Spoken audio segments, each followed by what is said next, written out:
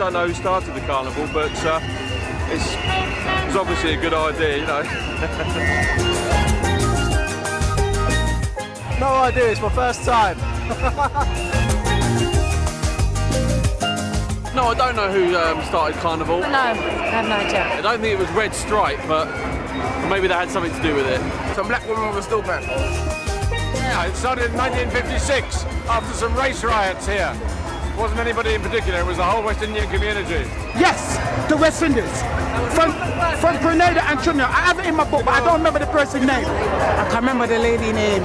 Some lady that used to live somewhere on Lancaster Road. Claudia, somebody.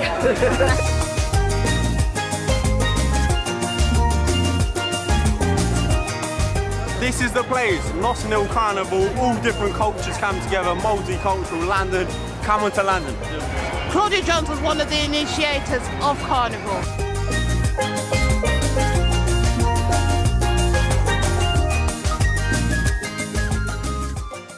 Claudia Jones, well, the most amazing woman that I think I have ever heard about, really. Claudia was born in Trinidad, 1915.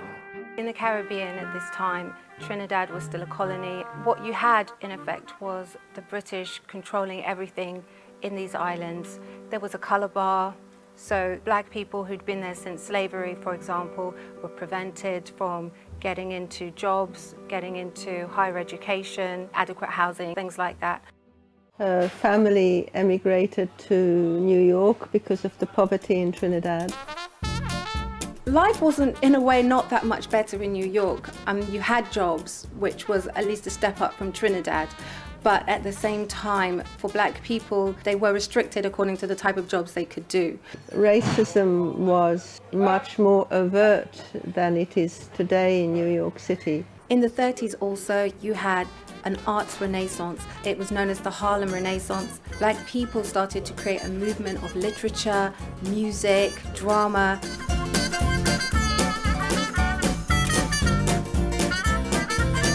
Claudia became very active from very early in her life. The political party at that time in the USA that was also fighting against racism was the Communist Party in New York. The communists back then, as I understand it, really understood the power of art and culture to win over the hearts and minds of people. So she joined the Communist Party, very quickly rose in the ranks, which shows what amazing talent she had. She began editing communist newsletters, she attended rallies, she held her own rallies. And clearly became an absolutely fabulous speaker. She was a magnificent public speaker. The sort of person who could get up with almost nothing written on a piece of paper and would give an astounding address. When I interviewed somebody in New York who had worked with her, he was at the meeting in Madison Square Gardens, which seats a mere 14,000 people, and he said you could hear a pin drop when Claudia spoke.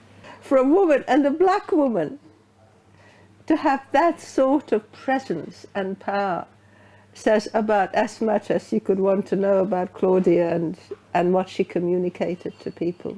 She applied for American citizenship in 1940, but was refused, that she belonged to a communist organization. America really began to see her as a threat to their national security. To be a communist in the time that Claudia Jones was a communist was no easy thing. It was hard. It was a tough line to take. It meant that you took a line which was saying, I am a revolutionary, I want to remove the dominant capitalist system here, it's got to go. At that time, communism seemed to be the answer to a lot of the social problems in the world. On the one hand, you have colonies seeking their independence, so there's a sort of anti-imperialism argument. You have a lot of poor people who didn't have the same sort of social mobility that they have today. They were trapped in sort of lower castes, lower classes. And for those people, the communist argument was very seductive, you know, removing the power from the ruling elite and putting it in the hands of the working classes. America thought communists were going to take it over. Over a 10-year period, Claudia suffered aggressive surveillance by the FBI. She was harassed. She was arrested 4 times. They considered that she was plotting to overthrow the United States. In the end, she was only released because of people standing up for her, people protesting on her behalf, and then she was deported. When she was due for release from prison, the British government was confronted with an enormous problem: what to do about Claudia. The Trinidad government said they didn't want her back. They probably felt threatened by the fact that she was a very influential person. She was a citizen of Trinidad. Trinidad governor had absolute horrors. Imagine having this amazing woman, this Claudia Jones, who can hold 14,000 people spellbound in Trinidad. They were worried about the impact that would have on such a small island. And the communists, I mean, he was hysterical. So the British government decided they'd better bring her over here. She would not be allowed to go to Trinidad. She came to Britain instead. Much easier to keep an eye on her here than to have her out in the colonies and stirring up trouble. Claudia was released from prison and really was just about given enough time for a farewell party before she was put on board a boat to come over here. I often wondered how she saw herself. What did it mean to be robbed of your place of birth and then to be robbed of the country where you grew up and where you had the amazing experiences that she had as a member of the Communist Party? Because her experiences here with the Communist Party were somewhat different. She comes to England in the mid-50s, and at that time things weren't too hot here either. There were two issues going on when Claudia arrived in Britain. Word of her had preceded her. When I interviewed some of the senior people in the party in London who were there at the time when Claudia was sent over, they said to me, "Who are you asking about? Never heard of her." And I said, "Excuse me, a beautiful tall black woman who was sent here from America?" "Oh yes, that's whom you mean." I mean, it was as disgusting and as racist as you could get. They were cold to her, they shut her out. They also viewed her as a bit inferior, you know, jumped up black woman now trying to get more ideas above her station, and they really didn't take her that seriously at all. Perhaps we should be glad that the party didn't give her much support, because it pushed her into doing her own organising. London would have been a shock for Claudia. In the 50s, when West Indian people arrived in London, they faced a lot of hostility. You go to the pictures, the only blacks you'd see either comic servants or carrying the load on their heads while the explorers of Africa stride ahead and so on. In the mainstream papers, you were not there. She would have found a West Indian community that were totally shell-shocked. They had left the Caribbean with illusions of British values and British grandeur. They were going to the motherland, and when they got there, some of them didn't have jobs, some of them couldn't find places to live. I was born in Jamaica. I came up to England in 1955. I was one of the first black bus conductors. I've seen no blacks, no Irish. And a friend of mine actually found a note in Clapham that said no Welsh. I didn't know that the Welsh was on the hit list too. West Indians were perhaps most shocked by the fact that they weren't even viewed as British. They viewed themselves as loyal British subjects, but they were viewed with hostility and racism. There wasn't a lot of social mobility for white people at this stage either. And when the immigrants came in and were prepared to work for lower wages, this caused a lot of resentment and a lot of open hostility between the communities.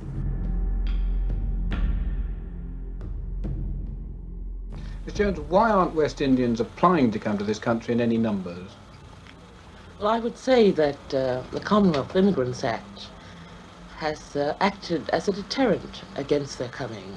The fact that the population at large, because of the whole propaganda against the West Indians, regard them as second-class citizens, and they themselves, on the job in virtually every sphere of life, find this difficulty since the Immigration Act in terms of discrimination.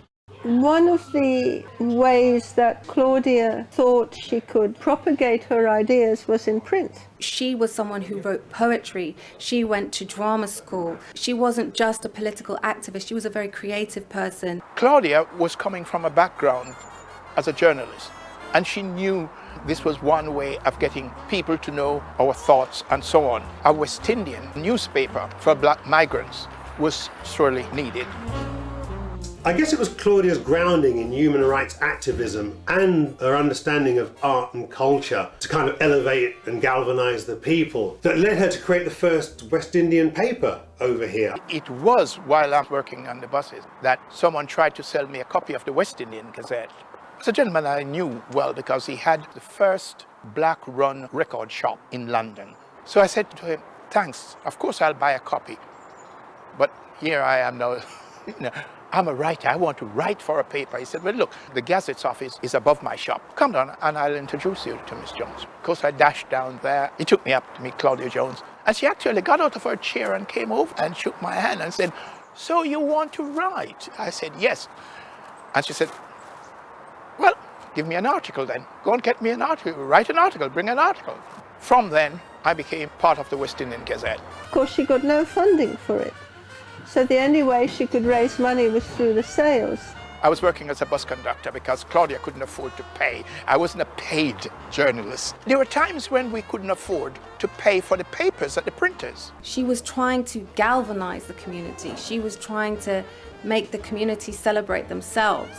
But that was created as a way of the local community to kind of communicate with each other, find out what was going on back home, and deal with local issues. She felt that the work had to be done, and she was going to do it. The mass immigration in the mid-late 50s of the so-called Windrush generation caused a bit of outrage in this country and basically manifested itself as race riots that first erupted in Nottingham and then eventually spread to Notting Hill. West Indian people were fed up of having no housing, of being charged extortionate rates, of being harassed by the police, so they took to the streets. And this all ended up with the death of a young man called Kelso Cochrane. A racial killing, and the first crime which was designated a racial killing. The first carnival was really created as a response to all of this, as a way to kind of heal this fractured community and really pass comment on what was going on locally. In 1959, she started the carnival. She wanted to, in a sense, rebuild the community after the riots. The carnival was a way of giving them something to unite around. Claudia wanted to say, we have a lot of culture.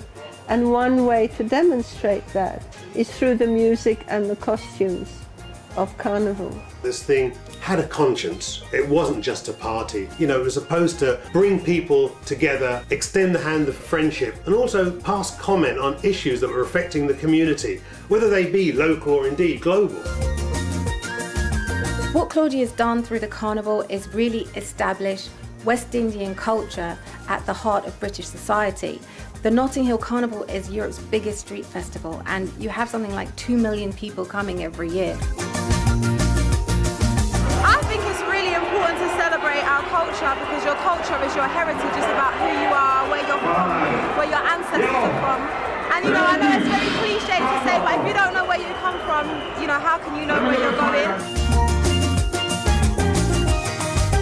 Any figure from history, the way in which they'll be remembered is determined by how the generations after them embrace them and keep their teachings or their music or whatever it is alive. So wedding figure, whether it's Claudia Jones, Bob Marley, whoever it's going to be, it's down to us. If we think what someone's doing is worth remembering, we have to preserve that and pass it on. I've heard people say, how could she be a feminist and a communist and so on and have a beauty contest? Here again, people are missing out on the times that we were living in. Since slavery, black beauty had been oppressed. Black people were not celebrated. Meeting the people who had worked with Claudia, this woman said, you probably don't understand what it was like for us as young black women. We were told that we simply couldn't be beautiful. And the tears were flowing down her face. And we talked about this with Claudia. And she said, I will demonstrate that you are as beautiful as the white women.